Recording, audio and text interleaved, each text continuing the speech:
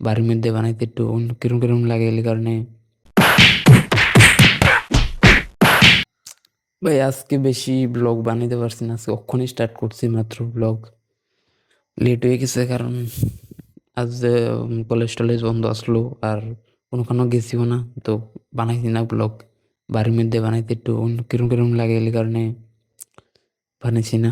তো ওখানে স্টার্ট করতে আসছি, শেষ হয়ে যাবে ওখানেই ব্লগ, কারণ দেখি গিয়া মা রান্না বাড়া কিতা করছে, তাই বেশি বেশি না, অল্প একটু ব্লগটা হইব দেখা একদম ডারে এগোরে যাই দেখি কিতা রাঁধছে।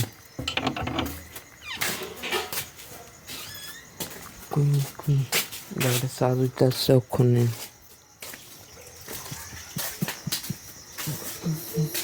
কই জানি